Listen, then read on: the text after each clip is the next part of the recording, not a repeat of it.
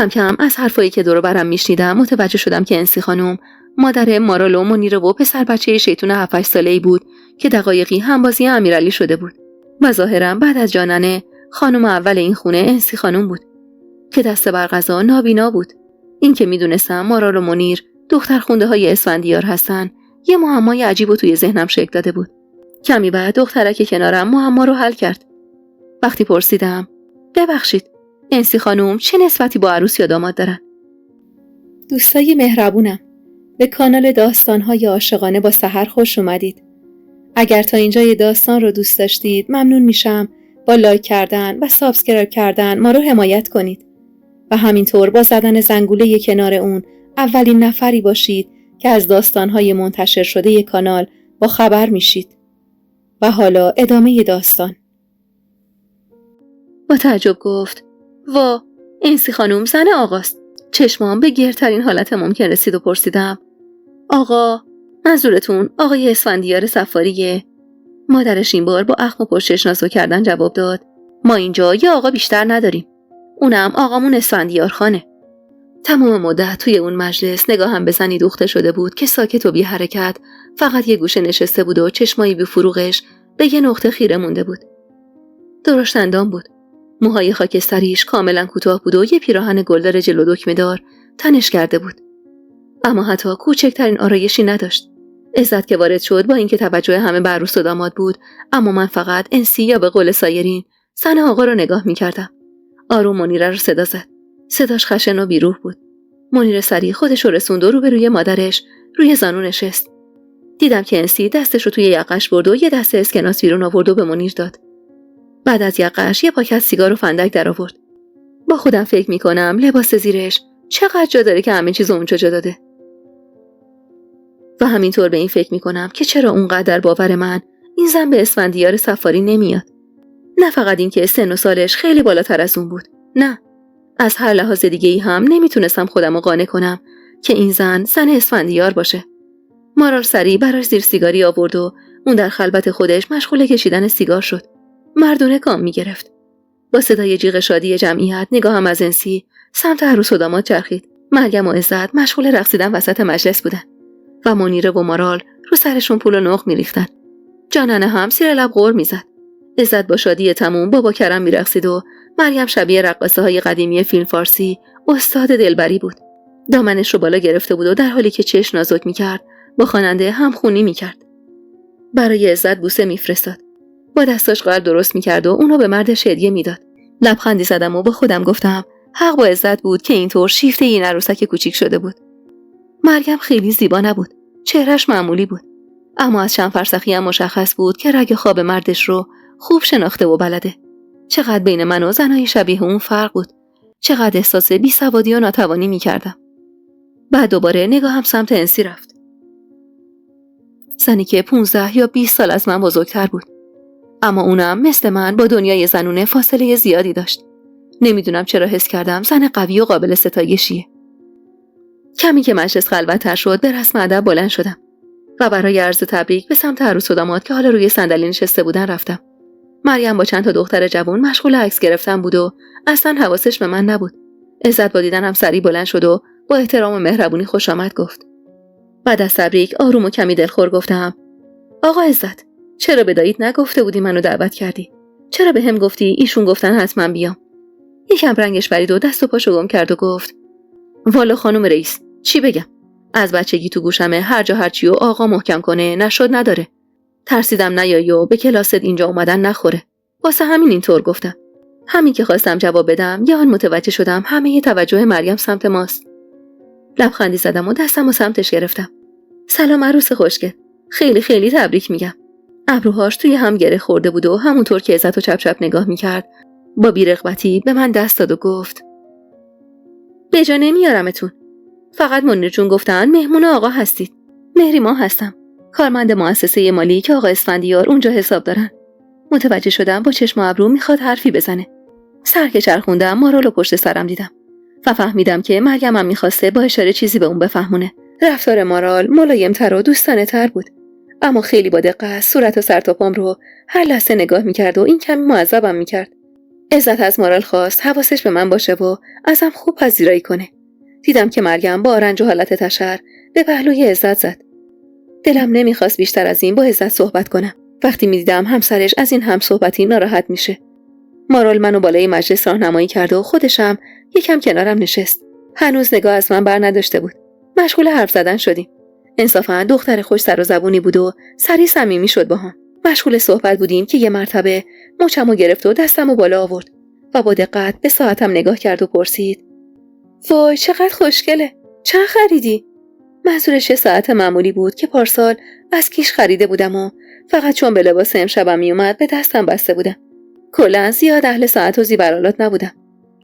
لبخندی زدم و ساعتو باز کردم و مقابلش گرفتم و گفتم: یکم واسه سن و سال من مناسب نیست. فکر کنم به دست تو بیشتر بیاد. با اینکه چشماش پر از ذوق بود اما عقب رفت و امتناع کرد. دستتون درد نکنه، اما آقام خوشش نمیاد ما از کسی چیزی بگیریم. اخ می‌کردم و ساعتو دور مچش بستم و گفتم: هدیه است عزیزم.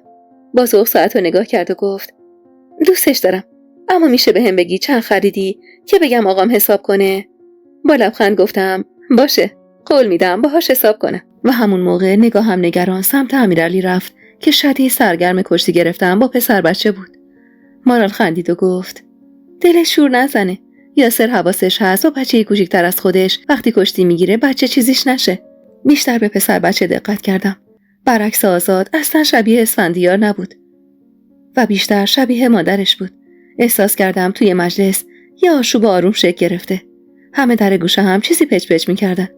مارالم بلند شد و همراه منیره کنار مادرش نشست و 3 نفری مشغول صحبت شدن. حس گنجکاویم باعث شد گوشامو تیز کنم و شنیدم که انسی با صدای قدری بلند رو به منیره گفت: به تو چه دخالت میکنی دختر؟ آقا صلاح دیده امشب این قهر و کینه تموم شه. ما هم همگی باید بگیم چشم. همین. چند دقیقه بعد منیره در حالی که چند بار دستاشو به هم میکوبید با صدای بلندی رو به جمعیت گفت: خانوما، یه دقیقه ساکت. و کمی بعد همه ساکت شدن. منیره با آب و تاب شدید مشغول سخنرانی کوتاهی شد. آقا و چند تا از مردا پیغام فرستادن که دارن تشریف میارن. خوبیت نداره عروسی بدون مادر دوما طی بشه. اصلا عروس بی مادر شوهر که عروس نمیشه. به عزت که دقت کردم اصلا از شنیدن این حرف خوشحال نشده بود. مریم در حال نیشخند زدن بود که منیره ادامه داد: شلوغ نکنید. آقا زیاد حوصله سر و صدا نداره. یه چند دقیقه همه زبون به کام بگیرید که تشریف بیارن. همه مثل یه مراسم نظامی به صف ایستاده بودن. منیره و مارالم دست انسی خانم رو گرفتن و کمکش کردن تا نزدیک در بیاد. چند دقیقه بعد با صدای خشن و بلندش که یا الله میگفت نوید اومدنشو داد. در دولنگر رو باز کرد و وارد شد. پشت سرش یه زن میانسال که حدس می‌زدم مادر عزت باشه، یه طوری که مشخص بود معذبه وارد شد و کمی بعد از اونم آزاد. آزادی که توی کت و شلوار سرمه‌ایش یه طوری بیشتر از قبل می‌درخشید و چشماش درست هم رنگ کراوات بژ رنگش شده بود. اسفندیار چند قدمی که داخل اومد قبل از هر چیزی سلام و خوش آمدگویی انسی خانم رو جواب داد. چرا حس می‌کردم قلبم اونقدر متورم و بوس نازک شده، طوری که هر لحظه ممکن بود بترکه. و درست حس کرده بودم. وقتی گوشه روسری انسی رو گرفت و بالا آورد و بوسه‌ای به ریشه اون روسری ترکمن زد، بی اختیار دست امیرعلی رو اونقدر محکم فشار دادم که تفلک با ناله گفت: آخ خاله، دردم اومد. قلبم همونجا ترکید. خواستم بگم منم دردم اومده خاله، خیلی دردم اومده. این حس و حال خیلی برام تازگی داشت. خیلی عجیب بود. نمیدونم چرا اینطوری شده بودم. مستقیم سمت جایگاه عروس و داماد رفت. عزت خم شد تا دستشو ببوسه اما مانع شد. خواهرش رو سمت جلو هدایت کرد. جانانه همونطور که زیر لب غرغر میکرد رو برگردوند و همون موقع دیدم که با اخمی شدید مادرش رو نگاه کرد. بستر اونو بوسید و مادر و دختر رو با آغوش هم سپرد. حالا نوبت عزت شده بود که بی رغبت اطاعت امر کنه و مادرش رو در آغوش بگیره. سنگینی نگاه اسفندیار روی مریم اونقدر ملموس بود که من به جای اون معذب شدم. وقتی که عکاس مشغول گرفتن عکس یادگاری بود و همه خانواده کنار هم ایستاده بودن، یه لحظه نگاهش توی نگاهم گره خورد و انگار از پوششم جا خورده بود که چشماش از شدت نور فلش دوربین برق بیشتری زد. اونقدر که ناخودآگاه چشم بست.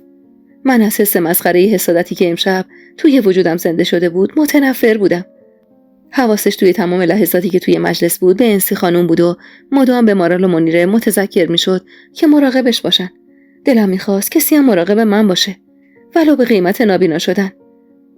دیدم که سریع پاکتی رو در آورد و به منیره سپرد. منیره با خوشحالی جمعیت رو دوباره به سکوت دعوت کرد و بعد پاکت رو باز کرد.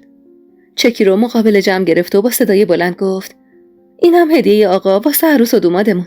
100 میلیون به افتخارشون. وقتی اینو گفت زیر لب گفتم: 100 میلیون. این 100 میلیون برای عزت هدیه نیست. تنها من میفهمم که این دقیقاً 100 میلیون چه تو دهنی بزرگی برای اونو خیانتشه. شرم رو توی وجود عزت به خوبی حس کردم. شجاع شدم و اسفندیار رو نگاه کردم. دلم میخواست صورتش رو بعد از این کاری که انجام داده بود ببینم، اما کاملا بی‌تفاوت مشغول حرف زدن با آزاد بود. انگار حالا اون متوجه نگاه من شده بود که همونطور که با آزاد صحبت میکرد گوشه چشمیم سمت من سپرد. لبخندی تصنعی روی لبم نشوندم و بعد خودم رو با موبایلم سرگرم کردم. دوباره زمان رقص و پایکوبی رسیده بود. منیره و مارال با دلبری مشغول رقصیدن دور عروس و داماد شدن. یاسر محکم به اسفندیار چسبیده بود و دست نوازش پدرونش منو مطمئن میکرد که یاسر قطعاً به سر اونه. یاسر که واسه رقص رفت وسط نتونستم امیرعلی رو کنترل کنم و اونم وسط رفت. اسفندیار مشغول شاباش دادن به عروس و داماد و دختراش بود. نوبت به یاسر که رسید و امیرعلی هم چند تا اسکناس درشت داد. امیرعلی با ذوق اسکناسا رو از دور بهم نشون میداد. خجالت زده با حرکات چشم و سر از اسفندیار تشکر کردم. اونم پلکاشو روی هم فشرد. بعد از تموم شدن مراسم رقص وقتی اسفندیار مقابل پای انسی نشست و با اون مشغول حرف زدن شد، از این که میدیدم با همه ابهتش که حتی مقابل مادرش هم خم نمیشد اینطور مقابل پای این زن زانو زده بود، نمیدونم چرا حس میکردم بیشتر نمیتونم اونجا بمونم. سری مانتو و شالمو پوشیدم و کیفمو برداشتم. دست امیرعلی رو گرفتم و برای خداحافظی سمت جایگاه عروس و داماد رفتم. آزاد خیلی دوستانه رفتار میکرد و از اینکه زود تصمیم رفتن داشتم خیلی ناراحت بود، اما من تصمیممو گرفته بودم. هدیه‌مو دادم و سری و با عجله با آزاد گفتم: ببخشید میشه زنگ بزنید آژانس ماشین بفرستن؟ من بیرون منتظر میمونم. با تعجب گفت: از آقا خداحافظی نمی‌کنی؟ آقاشو نگاه کردم که تمام حواسش به حرفای انسی خانم بود و اصلا این طرفو نگاه نمی‌کرد. با لبخندی که تلخیش همه دهنمو زهرآلود کرده بود گفتم: مزاحمشون نمیشم، شما از طرف من خداحافظی کنید. مجال صحبت بهش ندادم و سری اتاقو ترک کردم. آزاد دنبالم اومد. صبر کن، آقا ناراحت میشه، فقط 1 دقیقه. توی دلم با حرص گفتم: به درک ناراحت میشه و به خودم تشر زدم و گفتم: دختری بیعقل، از سن و سالت خجالت بکش، چه مرگته؟ یارو غول بیابونی زن و بچه داره، هیچ صنمی هم با تو نداره. چه شده که اینقدر داری الاغوار واسه خودت میتازونی؟ با خودم در حال ستیز بودم که در باز شد و اونو تو آسونه در دیدم. شدت اخمش بیشتر شده بود. و زیر لب گفت: نمک نداره ها. با تعجب اطرافمو نگاه کردم که جلو اومد، خیلی جلو، اونقدر که یه نفس با اون فاصله داشت. خدایا اصلا انصاف نیست فراخی سینه یه مرد رو تا این حد خواستنی آفریده باشی. کمی عقب رفتم که با صدای دلخوری گفت: نترس خانم، با یه لقمه نمکگیر نمیشی. ما مهمون بی پذیرایی از خونمون بیرون نمیره. با خنده کوتاه و تلخی گفتم: ممنونم، همون شربت و شیرینی بی دعوتم از سرمون زیادی بود. پر یه طرف شالم رو که آویزون بود گرفت و اونو روی شورم انداخت. نمیدونم چرا این کارو کرد و نمیدونم چرا این کارش با اینکه باید عصبانی میکرد دلمو یه طور مسخره‌ای لرزوند. یادم اومد هر وقت بابا یا فرامرز به اینکه شالم باز بود و سفیدی گردنم مشخص بود اعتراض میکردن، با خشم و عصبانیت برخورد میکردم و لج میکردم و هیچ وقت شالمو روی شونم نمینداختم. اما حالا نه لج کردم نه اعتراض و میدونستم که همه چیز زیر سر این دل صاب مرده بود. با صدای آرومی گفت: یه سوال دارم، شما جواب منو بده. ببینم خانم، شما که سواد و کلاست بالاست میدونی این کشور مشورا که ملکه اینا دارن چه تریپیان؟ با تعجب گفتم: یعنی چی؟ مستقیم نگام کرد و گفت: ملکه رو مجلس فقیر فقرا وسط ناکجا آباد میونه یه مش غربتی که از قضا خود منم یکی از اون غربتیام دعوت میکنن. نه دیگه نمیکنن. توف سربالا رو طوق افتخار نمیکنن گردنشون. قایم میکنن، بی سر و صدا قورتش میدن. از صمیم قلبم از حرفاش ناراحت شدم و با اعتراض گفتم: خواهش میکنم آقای صفاری، این چه حرفیه؟ چرا باعث شرمندگی میشید؟ مگه من کیم؟ منم آدمم مثل همه شما و خانوادتون. اتفاقا من آدم تنهاییم. باور کنید امشب از اینکه اینجا توی این جمع بودم برای مدت زیادی حس تنهاییمو فراموش کردم. شاید بخوام شاعرانش کنم و اینطور بگم که حس زندگی رو چشیدم. برعکس چیزی که شما میگید، از نظر من شما و خانوادت این جشن و این خونه خیلی خوبه، خیلی. اینا رو که میگفتم نمیدونم چرا بغض راه گلومو داشت میبست. چرا صدام میلرزید؟ چرا خیره نگاه میکرد؟ چرا غم توی چشماش ریخته شد؟ وقتی بعد از چند ثانیه سکوت گفت بمون، غذا رو الان میارن. موندم. آخه دلم موندن میخواست. آخرین سیگار پاکتم رو هم غرق در فکر خط به خط دست نوشته های زن این پرونده پیچیده مهری ماه مرتضوی دود میکنم و هنوز سردرگمم. شاید بیشتر از قبل. حتی خودم هم حالا گم کردم. این پرونده یک کذایی بزرگ عجیب منو بلعیده. صبح زودتر از هر روز توی دفتر حاضر شدم. یه بار دیگه تمام مدارک و پرونده ها رو زیر و رو کردم. از زنی که فعلا فقط یه اسم از اون داشتم هیچ خبری نبود. انسی. از دخترها بازجویی کرده بودم، اما هیچ وقت حرفی از این زن به میون نیومده بود. از نقص به این بزرگی در تحقیقات شاکی بودم. همه تیم تحقیق رو توبیخ کردم. عجیب بود. هیچ کس حتی از وجود این زنم خبر نداشت. رضا یکی از باهوشترین مامورای تیم تحقیق بود. اونم مثل من از اینکه میشنید توی زندگی اسفندیار صفاری یه ازدواج و یه زن دیگه بوده جا خورده بود و یقین داشت اینکه هیچ کسی از این زن حرف نمیزنه میتونه نشونه یه راست توی این پرونده باشه. رضا پیشنهاد داد از طریق ثبت ازدواج سابقه ازدواج اسفندیار صفاری رو پیگیری کنیم. جواب استعلام خیلی زود آماده شد. حالا میدونیم 9 سال پیش انسی طالبلو به عقد دائم اون در اومده و هیچ مدرکی دال بر طلاق یا مرگ اون پیدا نکردیم. تنها بازمانده این پرونده رو باید هرچه سریعتر برای بازجویی پیدا می‌کردیم. چند نفری رو به محل سکونت اسفندیار برای تحقیقات بیشتر و پیدا کردن اثری از انسی طالبلو اعزام کردم. نمیدونم چرا روند حل این پرونده رو ناخواسته طور دیگه انتخاب کرده بودم. اونقدری که وقتی پام رو روی ترمز ماشینم فشردم از خودم سوال کردم اومدن اینجا درست بود؟ میتونستم از مهری ماه مرتضوی بخوام خودش برای بازجویی بیاد. حالا دقیقاً روبروی خونش چه غلطی میکنم؟ ظهر بود و از مسجد بزرگ محلشون صدای اذان میومد. دست از دست کردم برداشتم و پیاده شدم. حتی تا مرحله تصمیم برای فشردن زنگ در خونشون هم جلو رفتم. اما پشیمون شدم و چند دقیقه بعد توی صف آخر نماز جماعت قامت بسته بودم. نمازم که تموم شد همزمان با دست کشیدن روی صورتم حس کردم تمام تردیدا از وجودم پاک شده. باید با اون زن حرف میزدم.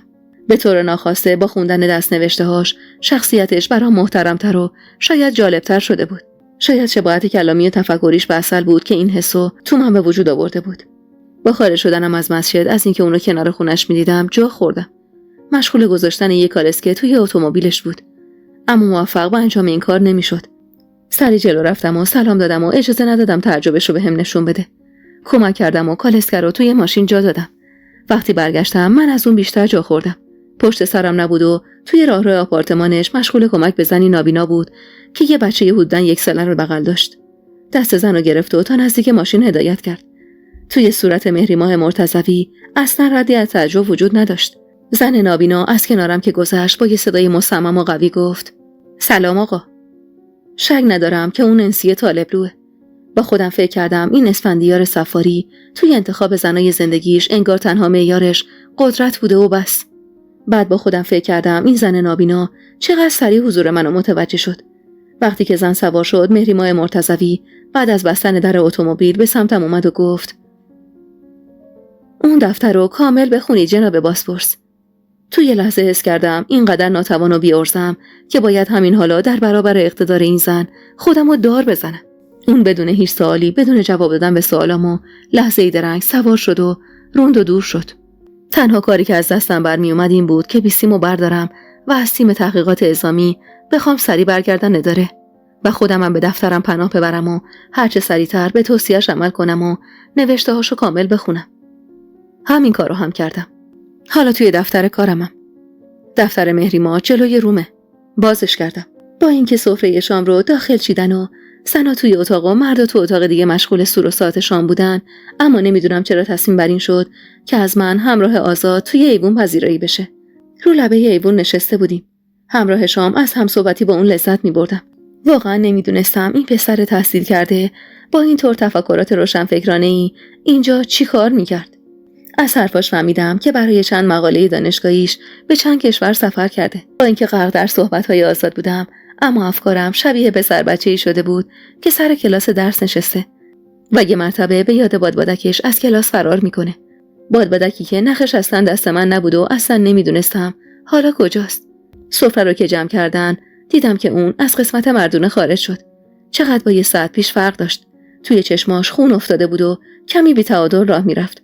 آزاد با دیدنش سری بلند شد و سمتش رفت. نگاهش سمت من که تیز شد، سری حد زدم که حالش متعادل نیست. اثرات الکل به وضوح توی اون مشهود بود. آزاد اما انگار از این جریان جا خورده بود که مدام با نگرانی میپرسید: خوبید آقا؟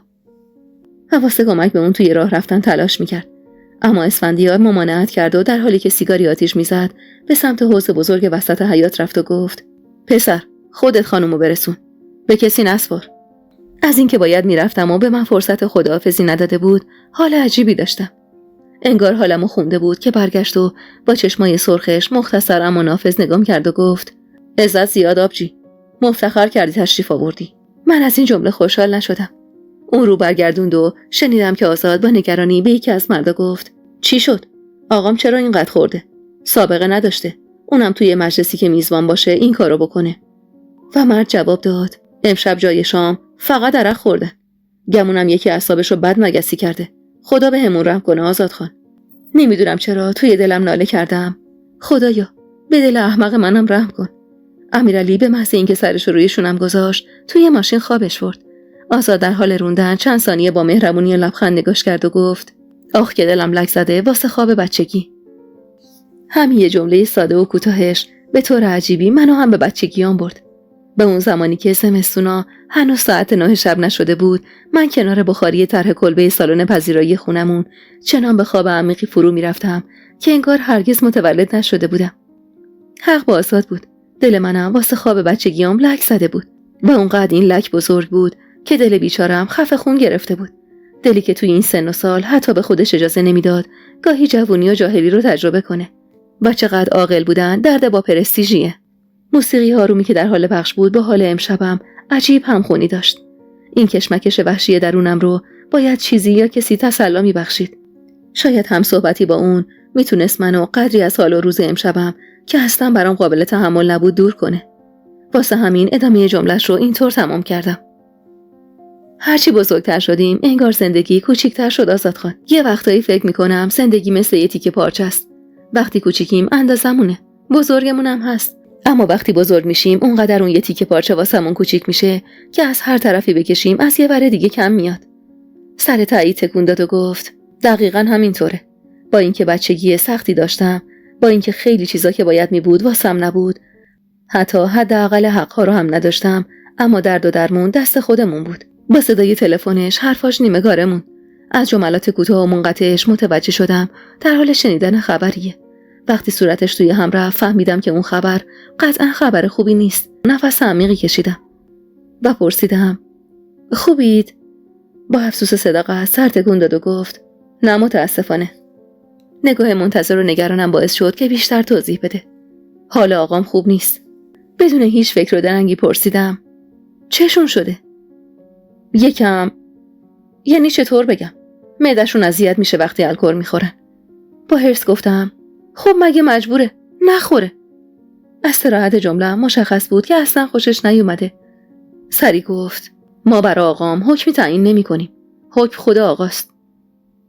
پشتش می نازک کردم و گفتم: ولی به نظر من خانمشون اگه ازشون بخواد بیشتر رعایت میکنن. و اون لحظه خودم بهتر از هر کسی میدونستم که چرا مستقیم به این قضیه اشاره کردم. لبخندی زد و گفت: آقام رو حرف خالم حرف نمیزنه.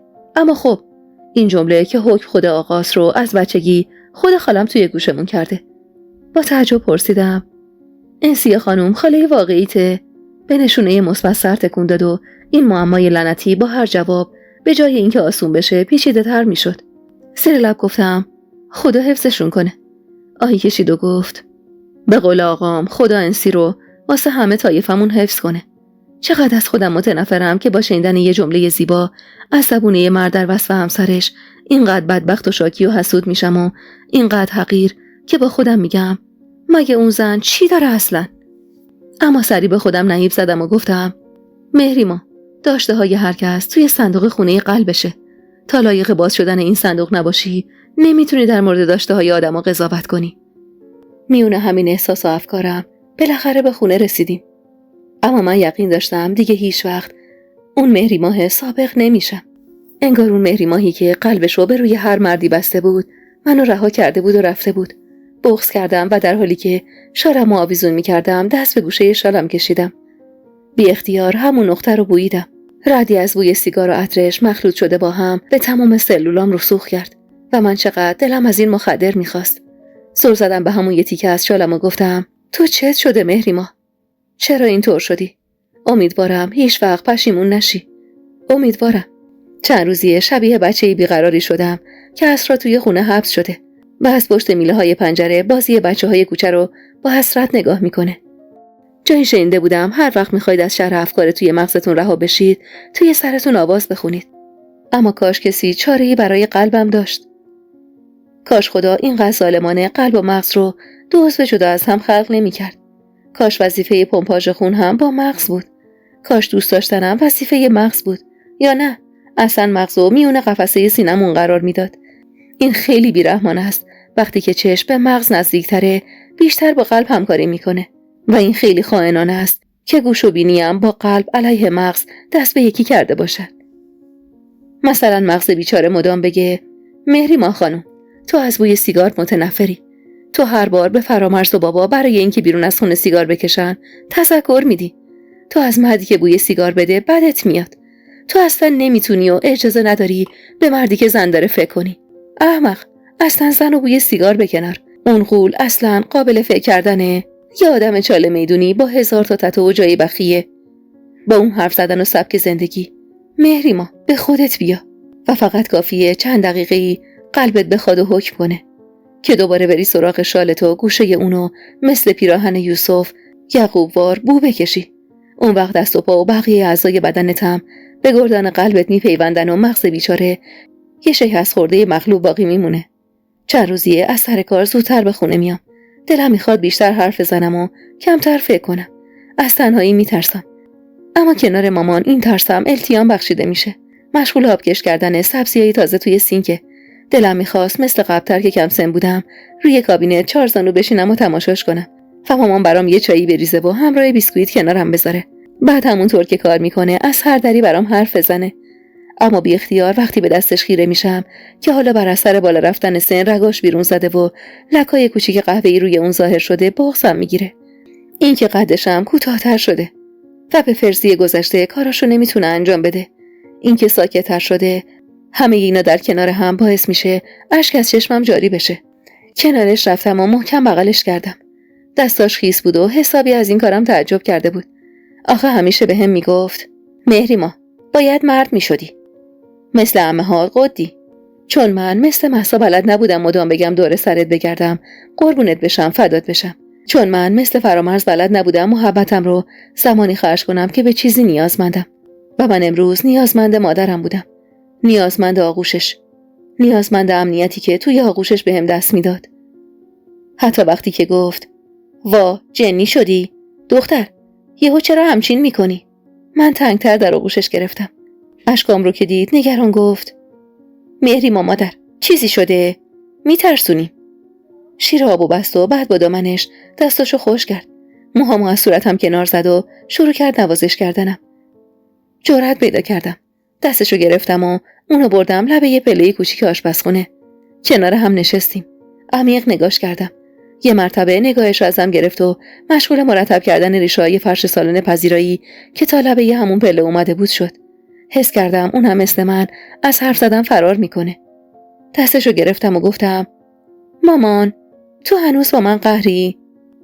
جوابم یه آه بود و چند ثانیه بعد گفت کدوم مادری با بچهش قهر میکنه آخه؟ گفتم ولی با هم کم حرف میزنی. اون اوایل به هم طعنه زیاد میزدی.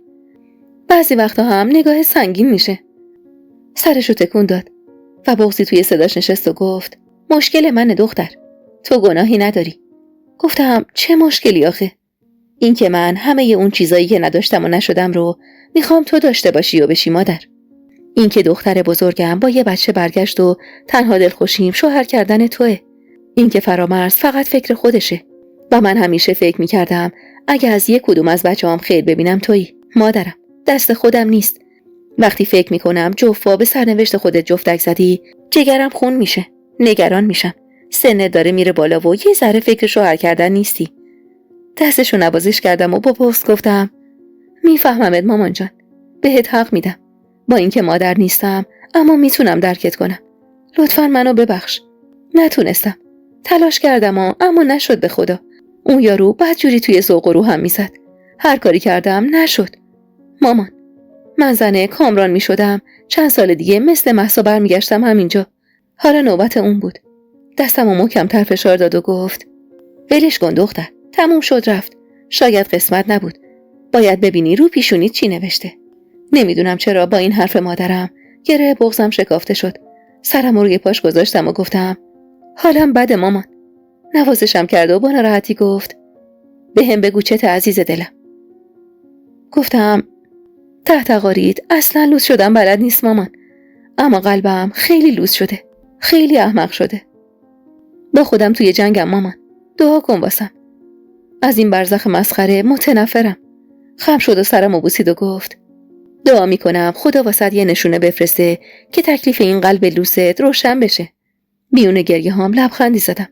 کمی بعد با خنده مشغول صحبت از سردری شدیم و یه مرتبه گوشی من زنگ خورد. یه شماره ناشناس روی گوشیم خودنمایی میکرد. خواستم جواب ندم، اما نمیدونم چرا مامان همونطور که به صفحه گوشیم زل زده بود آروم گفت جواب بده مادر، جواب بده. جواب دادم که طنین صدای خشن مردونش آوار شد روی قلبم و طوری ویرونش کرد که بعید میدونم میتونستم دوباره تکه های قلب ویران شدم رو به هم بچسبونم. به محض شنیدن صداش توی ذهنم این اومد نشونه رسید مهریما، نشونه رسید. الو ماه خانوم. ماه خانوم. کسی دا به حال منو اینطور صدا نکرده بود. شناختمش، صداشو سری شناختم، اما مصلحت این بود که بپرسم بفرمایید شما؟ قدری مکث کرد و گفت سلام خدمتتون، خودشین؟ با جدیت جواب دادم و چقدر سخت بود پنهون کردن ذوقم از چشمای تیزبین مامان. سلام، من مهریما هستم. یه خنده ریز توی صداش حس کردم. واسه اسفندیار همون ماهش کفایت میکنه. خوبید شما؟ از جام بلند شدم و سمت اتاقم رفتم. مامان با خنده خوشحال و معناداری نگاهش رو بدرقم فرستاد و زیر لب گفت بفرما، اینم نشونه، شاهد از غیب رسید. سکوتم که طولانی شد سوالش رو با تأکید تکرار کرد. خوبید شما؟ حال شدم و گفتم بله ممنون. خب خدا رو شکر. بعد وقت که زنگ نزدم. نه خواهش میکنم، از عزتی شمارتو گرفتم. خیلی بی رفت گفتم لطف کردید. خندش گرفت و گفت لطفش کجاشه خانم؟ از دست خودم حسابی عصبانی شدم و میخواستم حرفمو دوجی کنم. واسه همین گفتم منظورم اینه اون شب عروسی با پذیرایی و مهربونیتون لطف کردید. چند لحظه مکث کرد و گفت بابت اونم حرف دارم، اما الان غرض از زنگ و اینام اینه که بگم شما یه چی تو کلبه درویشی ما جا گذاشتی. منم این طرفام همراهمه. گفتم اگه وقت داری یه توکه پا بیا بگیرش. با تعجب پرسیدم چی جا گذاشتم؟ یه چی برقی برقی مال کفشته. بی اختیار همونطور که گوشی توی دستم بود کمدو باز کردم و کفشامو بیرون کشیدم. یه سگک گوشی که نگیندار کنار کفشم بود که یه لنگش حالا سگکو نداشت. این که من متوجه جایی خالیش نشده بودم عجیب بود، اما عجیب ترین بود که من خودمم اگه اون سگکو توی خیابون میدیدم متوجه نمیشدم برای کفش منه. ولی چطور اسفندیار اینو میدونست؟ به خودم اومدم و گفتم من الان متوجه شدم. با خنده گفت بیا حالا بگیرش، حیف کفش سرخیات ناقص بشه. با تعجب پرسیدم کجا بیام؟ شما الان کجایید؟ جلوی این پمپ گاز محلتون. بقیه‌شو این پسر آزاد درست حسابی بلد نبود. خیر سرش نابغه است. قلب تیکه تیکه شدم با شنیدن حرفاش. انگاری داره خودشو ترمیم میکنه. هیچ وقت فکرشو نمی کردم یه روز برای رسیدن به پمپ گاز محله اونقدر هیجان داشته باشم. هیچ وقت فکر نمی کردم برای دیدن یه نفر اونقدر از خود بی خود بشم که یادم بره خودمو توی آینه نگاه کنم. چرا نگران ظاهرم نبودم؟ مگه نه اینکه خانوما قبل از اینکه در مقابل مردی که براشون مهمه ظاهر بشن بیش از حد برای ظاهرشون نگرانن؟ پس چرا یادم رفته بود؟ چرا دکمه‌هامو جابجا بسته بودم؟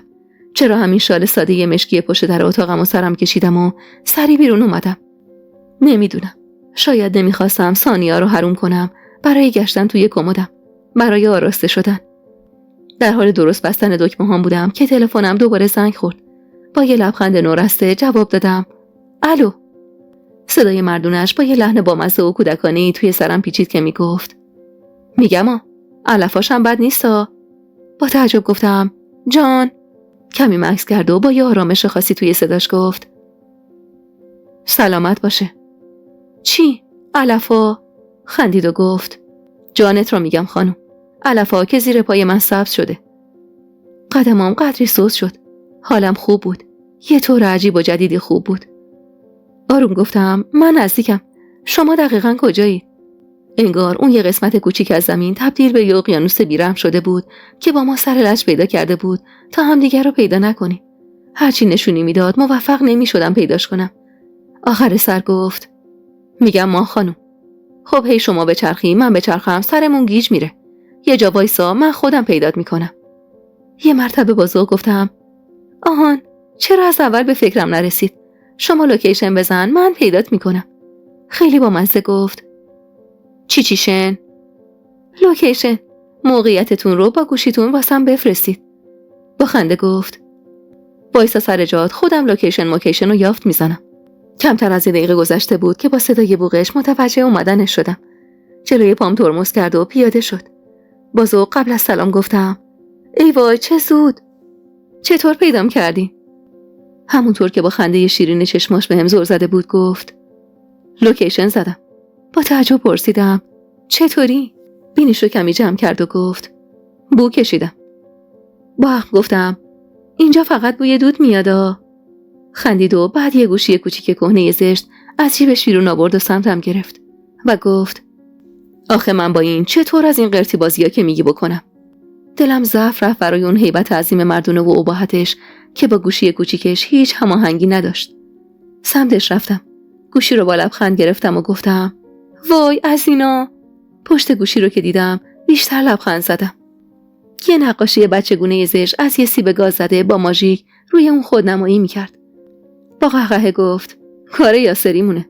بهش گفتم خب بچه سیب دهن زده چرا کشیدی؟ کاملشو میکشیدی.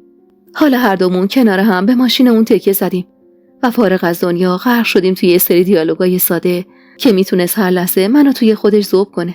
وقتی گفت از گوشیش واسه کوبیدن گوشت آبگوش استفاده میکنه من اونقدر خندیدم که انگار نه انگار مهری مایی هستم که 2 ساعت تموم توی سینما موقع تماشای پرفروش‌ترین کمدی سال فقط چور زده بودم.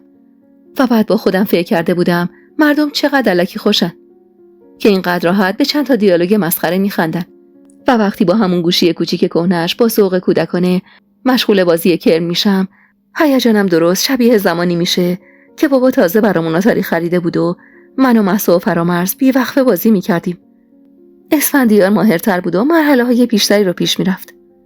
نوبت من که شد توی اوج بازی که لحظه احساس کردم نگاهش اونقدر معطوف منه که میتونم توی اون لحظه واسه نگاهش هم که شده سالها خودم و اسیر و غرق اون بازی کنم. حواسم پیش رفت و بازی رو باختم. با هرساخی گفتم و بی اختیار به اون چسبیدم. اما سریع با شرم خودم رو عقب کشیدم. لبخندی زد و گوشی رو گرفت. بده من این زیرخاکیو که اعصاب خورد کنه. با این حرفش ترسیدم از فاصله گرفتن، از اینکه وقت رفتن رسیده باشه. اونقدر ترسیدم که بی شرم و ترس از قضاوت زل زدم به چشماش. زل زدم به تصویرش و دلم میخواست تصویرشو توی چشمام تا ابد برای خودم قاب بگیرم. اما با یه پلک درست مثل یه تلنگر انگار چشمام باز شد. این وجدانم بود که فریاد میزد. این مردی که راحت کنارش زمین و زمان رو گم کردی، یه مرد متأهل مهری ما. متوجه حالتم شد و با نگرانی پرسید. حرفم انگارکی بد بود. با یه لبخند تلخ گفتم نه، اینقدر سرگرم شدیم یادم رفت حال خانواده رو بپرسم. همسرتون، دخترها حالشون خوبه؟ اون شب بهشون خیلی زحمت دادم. دیدم که روی گردنش با یه حالت درمونده دست کشید و بعد از قدری مکس گفت رحمت بودی. راستیاتش من اصلا اومده بودم 4 کلم راجع به اون شب بگم. بعد در حالی که در ماشین رو باز میکرد پرسید بریم یه جا خوش آب و هواتر اختلاط کنیم. میخواستم نبگم، اما دلم نمیخواست بگم. واسه همین سوار ماشین شدم. اون روندو بابت اون شب مکرر عذرخواهی کرد و منم اصلا نمیدونستم دلیل این عذرخواهی چیه. یعنی فقط واسه این که مست بوده اینقدر عذرخواهی میکرد. به خودم که اومدم زیر درختای رستوران دایی سولت فرحزاد، میونه چهچهه قناریاش که توی قفساشون بدمستی میکردن، من روی تخت کنار مردی نشستم که سلول به سلول وجودم کنار اون هم سلولی بودن رو میخواست. متوجه شدم صاحب رستوران از دوتیای ریش سفید بزرگ تهران و رفیق اسفندیار. با اینکه خودش توی رستوران نبود، اما از عکس بزرگش که سر در رستوران آویزون بود و توضیحای اسفندیار کاملا متوجه بزرگی و خضوع این مرد شدم. چند دقیقه بعد وقتی متوجه شد دایی سولت به رستوران اومده، خودش قبل از اینکه دایی برای استقبال بیاد بلند شد و مقابل در رستوران اونو با احترام توی آغوش کشید. برام صحنه دلچسب و خوشمنظره‌ای بود. تماشای این پیرمرد با ابهت که حالا میدونستم سالهای زیادی بعد از اینکه از زندان آزاد شده توبه کرده و به خلق خدا خدمت کرده و به معنای واقعی لات و جوان مرده، و تماشای اسفندیار که با همه هیبتش به دایی سولت به شدت احترام میذاشت خوشایند بود. غرق تماشا بودم که متوجه سنگینی نگاهی پسر کارگر جوان 18-19 ساله که کنار آشپزخونه رستوران ایستاده بود شدم. تمام نگاه پسرک انگار تبدیل به یه آه بزرگ شده بود. پاهام که دراز بود و جمع کردم و به شدت معذب شده بودم. مخصوصا وقتی متوجه برگشت اسفندیار سمت تخت شدم. پسر اصلا حواسش نبود و انگار چیزی به جز من توی دنیا نمیدید.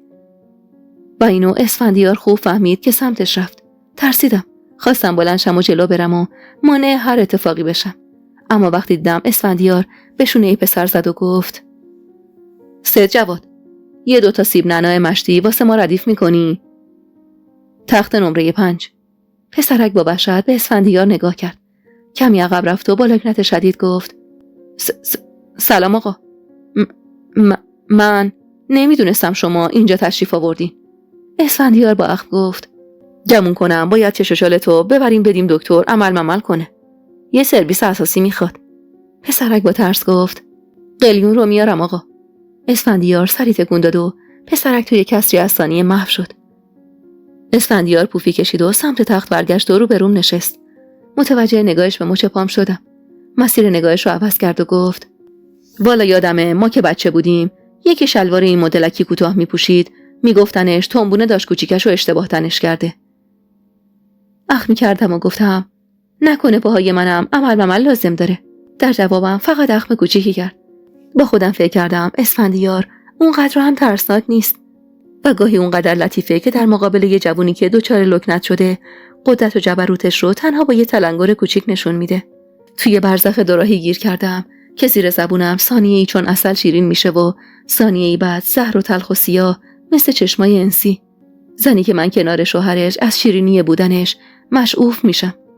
اما این که نمیدونستم حس اسفندیار به من چیه دلیلی میشد تا خودم رو فریب بدم و قانع کنم که شاید من برای اون تنها یه دوستم. این افکار به قدری ذهنمو مشغول کرده بودن که اشتهام به کل کور شده بود و از تمام اون چیزی که سفارش داده بود فقط تونستم یه تیکه کوچیک جوجه توی دهنم بذارم. اما بدترین اتفاق ممکن توی این لحظه صدای زنگ موبایلم بود و وقتی اسم کامران دلفانی روی صفحه چشمم رو مثل یه دود غلیظ سوزون، اونقدر با نفرت رد تماس دادم که رد نگاهم رو تو هوا زد و یه مرتبه پرسید ببین. دیدمش. وقتی کاملا جدی میشد از چشماش میترسیدم. زبونم لال، من اینجا با ناموس یکی دیگه که نشستم. با حرص نفسم رو از سینه بیرون دادم. خودم رو طلبه تخت جلو کشیدم و مشغول پوشیدن کفشم شدم و گفتم من نه ناموس کسی هستم نه میشم. میخواستم بلند شم که دستشو محکم روی دستم گذاشت و مانع شد و با اخم گفت یهو جنی میشی چرا؟ با این کلمه یه جور ناجوری سر جنگ داری یا کهیر میزنی اصلا؟ سوال بدیه بخوام بدونم یه وقت یکی نباشه دور و برت که خوش نداشته باشه با ما اینجا باشی؟ جوابشو اینطور دادم نه آقا اسفندیار، من مثل شما متأهل نیستم. کسی هم تو زندگیم نیست. چای داغش رو یه نفس بالا کشید و گفت باز در مورد خاله مفصل حرف بزنم. با تعجب پرسیدم خاله؟ چهارزانو نشست و دیدم که چند باری مستعسل دستش رو روی پاش کشید و نفسش رو سخت بیرون داد. انگار نه انگار همون اسفندیاری بود که همین چند دقیقه پیش بدون قاشق و چنگال با ولع و خیلی بیریا مشغول خوردن غذا بود و با خنده از خاطراتش میگفت. یه مه غلیظ روی آینه چشماش نشسته بود. دلم میخواست روی چشماش دست میکشیدم و این مه غلیظ رو کنار میزدم. بالاخره یکی از اون آهای غلیظ و مردونش طلسمو شکست و با یه سوال قفل صندوقخونه قلبش رو باز کرد. ببینم ما خانم، شما میدونی ما دقیقاً الان فنت دلمون چیه؟ چند ثانیه طول کشید تا بتونم معنی جمله‌شو بفهمم، اما ترجیح دادم چیزی نگم و اجازه بدم خودش ادامه بده. دستش رو روی صورتش کشید و با یه تک خنده که سرشار از درد بود گفت قصه گفتنمونم نمیاد. یعنی بلدش نیستن. نه آقا، محل این قرتی بازی‌ها بودن. نه خودم تا این سن و سال جای قصه‌ای تعریف کردم. بعدم بهم زور زد و ادامه داد. عجیبه. نمیدونم بگم نگمش چقدر با هم فرق داره. توفیرش چقدره؟ شاید تومنی سنار بالا بره، شایدم بشه یه پول سیاه ته کاسه. اما خب این یه چوس عقلمون میگه بگو. البته که نه بلدم خوش‌ریخت این شما حرف بزنم، نه اصلا به این ریخت و شمایلم اون فنتی حرف زدن میاد. اینا رو گفت و کمی مکس کرد و با لبخند سری تکون داد. البته اینو بگم اول بسم الله یکم کامت شیرین شه، بعد گند بکشم با چرت و پرتام به اوقاتت. این بچه نابغمون پروفسور آزادو میگم. گلوش انگاری یه جاهای خوبی گیر کرده. بهش گفتم حواست باشه زیاد گنده نباشه، خفشی سر جوونی ناکارشی. راستیاتش اینه از قبل گفته بود یکی هست، اما هم شرم داشت از گفتنش، هم میدونست اگه واسه من یکی نگه بخشش مخششی در کار نیست. گفته بود یکی هست. ما هم گفتیم رومون باز نشه بهش، بنن آقا پسخوم دادیم بهش برسونه، فعلا بچسبه به این چیه؟ همین تزمزش. بعد تو جفت تخم چشمام میرم واسش از سر کوه قافم شده، دختره رو میارم میچسبونم تنگش سر سفره عقد. اما با دست گلی که عزتی واسمون کاش، دل و عاشقیت این نابغمون پاک از یادمون رفت. از قضا اون شب عروسی بهش که گفتم ایشالا عروسی تو، این پا اون پا کرد، زبون بسته دهن باز کرد. به اینجای حرفش که رسید دیگه صحبتی نکرد. نگام نمی‌کرد و سرشو پایین انداخته بود. منم قلبمو زیر دندونام حس می‌کردم. ترسیده بودم از اینکه منو برا دیگری بخواد. وحشت کرده بودم. اینکه منو نخواد یه درد بود، اما اینکه منو برا عزیزش بخواد یه درد بی‌درمون بود. اما وقتی خندید و سر تکون داد و حرفشو تموم کرد، خیالم راحت شد. اون شب گمونم این بود اون لقمه بزرگه همین ماه سرخی خودمونه. دیدم با هم تو خلوتی ایوون اختلاط می‌کردیم. سری میونه حرفش دویدم و گفتم آزاد چند سال از من کوچیک‌تره. اخ می‌کرد و گفت عاشقیت که سن و سال نمیخواد. میخواد؟ یه مرتبه با اخ گفتم بله حق با شماست، معذرت میخوام. حواسم نبود شما و همسرتونم اینطور اختلاف سنی دارید. یه خنده ی ریز ته چشماش برق زد و گفت حالا ما خانم، چرا شما ته همه کلوم ما رو میرسونی به زن داشتنمون؟ شرمنده خودمو کمی جمع جور کردم و گفتم نه فقط معذرت خواهی کردم. خب داشتید از آزاد خان میگفتید. چی میگید اشتباه شما بهش؟ هان، سوء تفاهم. انگارکی طرف هم شاگردیشه. جوونن دیگه، رفتن اومدن دلشون بند هم شده. بهش گفتم حواسش باشه. آدم تنبونشم که هر روز ببینه یهو وابستش میشه. گفتم دورتر وایسه، ببینه از دورم همونقدر خواهونشه یا نه. با لبخند گفتم ممنون که زن و تنبونو توی جایگاه قرار دادید.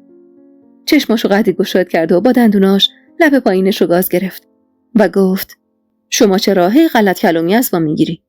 خب بذار کلام من منتقد بشه بعد حرف بزن. خندمو کنترل کردم و گفتم منقد آقا اسفندیار. این بار خودشم خندید و گفت خب حالا همون که شما میگین. اصلا رشته کلامو گم و گور کردم. کجاش بودم؟ سری گفتم تنبون. با حق متعجب نگام کرد و بعد قهقه‌ای زد و گفت جنسش خوب نبوده خدا وکیلی. گفتم جنس چی؟ با نوک انگوش آروم به ساق پام زد و گفت جنس تنبونت. آب رفته دیگه. شستی این فنتی شده شبیه آب‌حوضی‌ها. روی دستش زدم و همین یه لحظه تماس قشنگترین حس جدید دنیا بود. آروم گفتم خوب منم به شما گیر بدم و بخندم. گردنشو جلو آورد و گفت بفرما، از مو نازک‌تر. با تعجب گفتم اندازه تنه درخته، بعد میگین از مو نازک‌تر. با لحن خاص و خواستنی گفت واسه شما نازکه. قلبم از این حرفش یه آن از حرکت ایستاد و یه خنده ریز روی لبام نشست. اونم مهربون خندید و گفت بپرسم چیو؟ قاد نزنی یا؟ نفس عمیقی کشیدم و گفتم سعی میکنم. سرشو پایین انداخت و گفت اول بفرما جای کلمه ناموس چی بگم آمپر نچسبونی. سرمو میون دستم گرفتم و با صدای کمی بلند گفتم وای آقا اسفندیار، مردی تو زندگی من نیست که از اینجا بودن من ناراحت شه. بعدم اگرم بود قطعا ناراحتی نداشت. 2 آدم عاقل و بالغ اومدیم یه جا داریم با هم صحبت میکنیم. این کجاش بده؟ یه دفعه نگام کرد و باید اعتراف کنم از خشم چشماش و صداش که حالت تهاجمی گرفته بود قلبم منقلب شد. سر تا پاش کجاش بد نیست خانم؟ اصلا چه معنی میده زن آدم بره جفتی با یه گردن کلوف بیرون؟ میخواستم ترسم و پشت خنده‌ام قایم کنم و گفتم اولا که الان گفتید کلوف نیست و نازکه. دوما من زن کسی نیستم، نامزد کسی هم نیستم، خودمم و خودم. سومش هم از همه مهمترین که اصلا چه معنی میده شوهر یه آدم با یه خانم دیگه بره بیرون؟ البته طبق ایدئولوژی فوق تعصبی شما. دستش روی سرش گذاشت و کلافه گفت ای بابا، از اول میخوام همینو بگم. خاله اسمن زن ماست، رسما خالمونه. من رو پاش بزرگ شدم. عروس عموم بود، زن فریدون خان پسر عموی بزرگمون. داشتم که افتاد هلفتونی و حکم اعدامش اومد. فریدون شد بزرگ خونه و طایفه. بزرگم بود واسه هممون، اما خب عمرش به دنیا نبود، نامردا ناکارش کردن. دل گفتن قصهشو ندارم. این گندگی ما رو نگاه نکن، دلمون اندازه گنجیشکه. خاله شکمش بالا اومده بود، یاسری قرار بود به دنیا بیاد. فریدون جوون مرد شد سر یه کلکل کوچیک. زنش با 3 بچه بیوه موند. عمو نعمت بابای همین فریدون خدا بیامرز و بابای خود انسی پاشونو کردن توی کفش که خاله رو بدم به یه دیلاق اسیر و طایفه خودمون. میگفتن حالا که دیگه بیوه شده و چشماش سو نداره کی بهتر از غلام درازه. حالا غلام چی اوباشی بود واسه خودش. میونه حرفش دویدم و با ناراحتی گفتم انسی خانوم از اول نابینا نبود. با ناراحتی سری تکون داد و گفت نه، شیرزنی بود واسه خودش و یه طایفه. یه زن آقا میگفتن 100 تا زن آقا میشنفتی. روز کشتن فریدون که گاز ترکی تو خونه، زن بیچاره از ترس جون خودش و بچه‌ای توی شکمش خودش از طبقه 2 میندازه پایین. چشماش خیلی ضعیف بود. سرش هم که زمین خورد بانی این شد که دیگه چشماش کار نکنه. تازه شانس آورد زندمون. این کمترین چیزی بود که به سرش اومد. با بغض و ناراحتی گفتم خدای من چقدر تلخ. سیگاری آتیش زد و تلخ خندید و گفت یه زرزری تو محل بود، خیال میکردم مال ماست. تو همون جوونی خوش بودم که مثلا منم قاطی آدمم و عشق و عاشقی حالیمه. میخواستم به خاله بگم که بره با ننه زری حرف بزنه. اومدم که بگم، اما دیدم درد دل خاله سنگین تر از این مسخره بازیای ماست. مثل ابر بهار اشک میریخت که اگه بعد فریدون دست مردی به تنش بخوره خودشو خلاص میکنه. اما تو طایفه ما واسه زن بیوه باباش تعیین تکلیف میکنه. تکلیفم همون غلام درازه بود. خاله واسم از زنم بیشتر مادری کرده بود. همین 4 چیز درستم که بلدیم صدقه سر دامن خاله است. وگرنه ننه آقا یا فوش میداد یا کتک میزد. ته تهش همین بود که دل دزدی یادمون میداد. بیوه شدن و داغ شوهرش و سیاهی چشماش واسش بس بود. دیگه غلام درازه حکم طناب دار بود واسش. پا پیش گذاشتم. بعد داشتم و فریدون بزرگ طایفه من بودم. وقتی حکم کردم انسی رو میخوام، کسی جرئت نکرد تو کارم نبیاره جز خودش. گفت نمیذاره جوونیم حروم شه. اما راضیش کردم. عهد کردم باهاش هر وقت دلم لرزید اولین نفر به خودش بگم و نترسه از اینکه پاسوزش شم. از بچگی دلم از آدمان که میگرفت.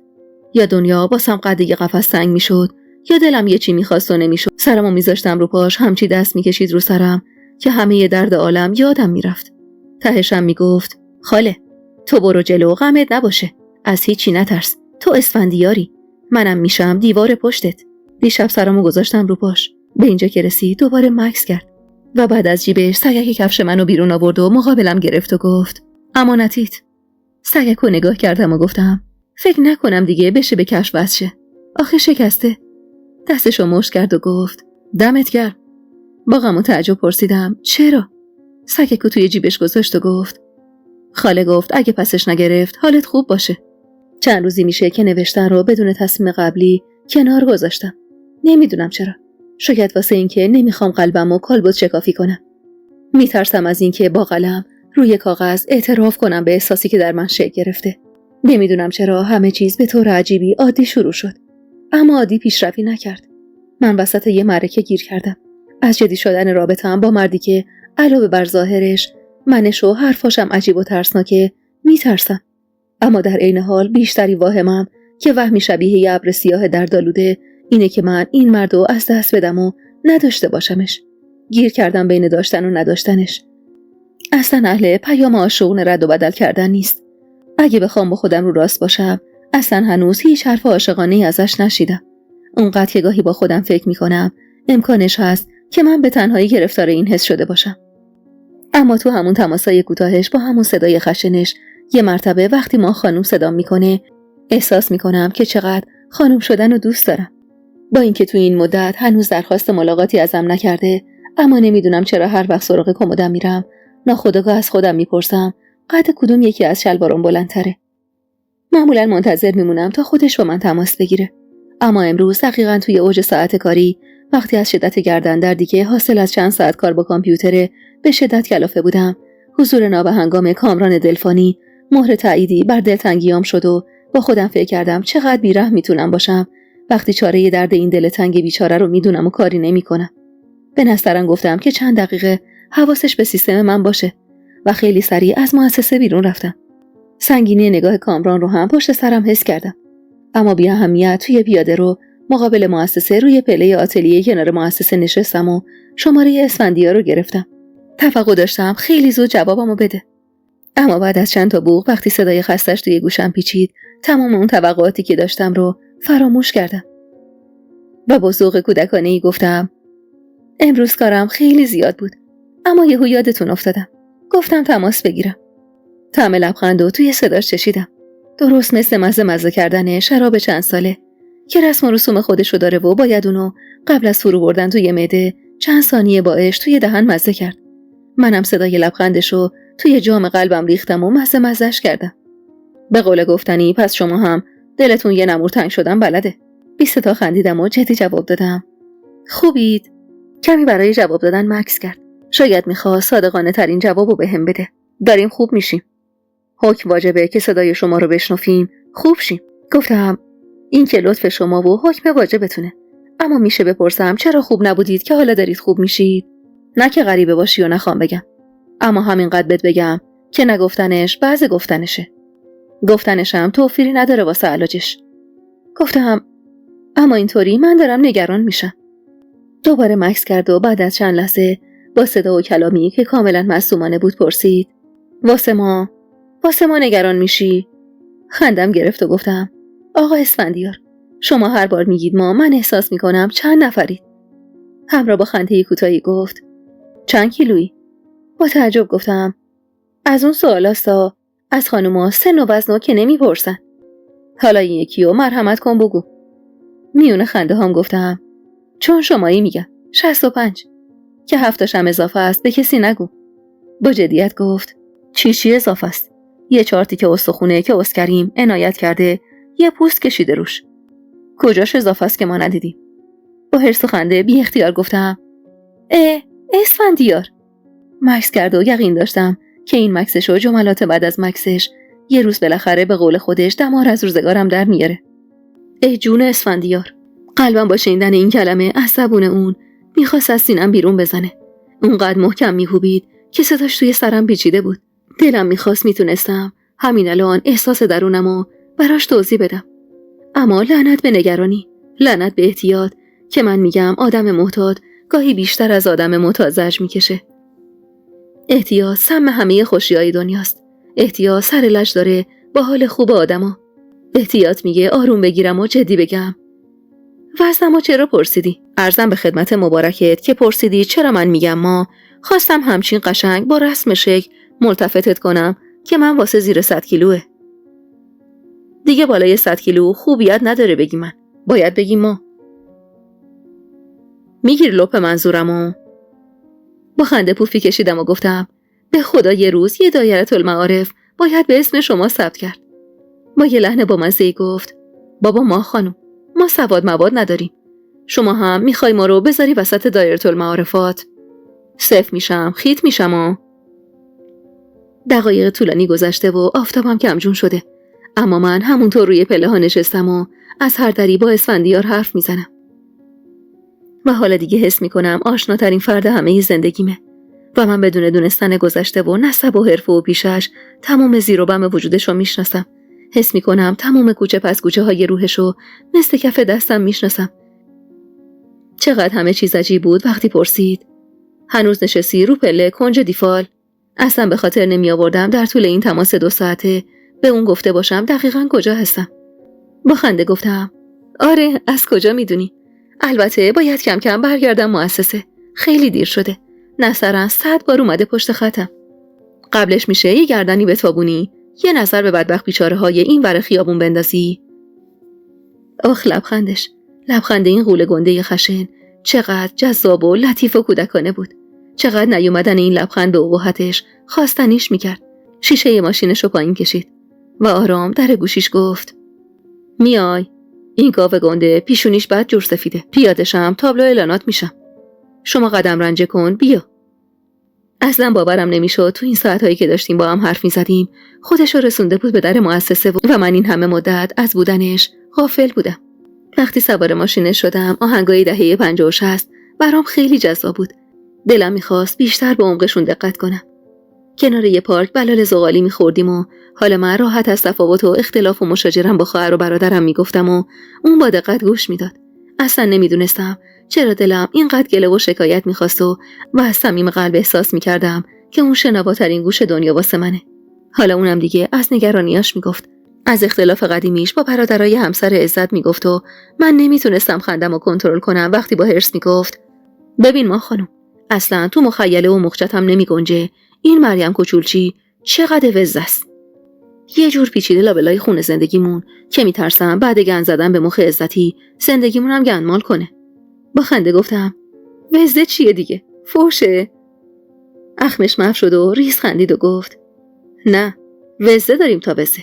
این از اون وزه بدجوراست. قهقهه‌ای زدم و گفتم خب وزه خوشجورا چه شکلی هن؟ یکم نزدیکم شد.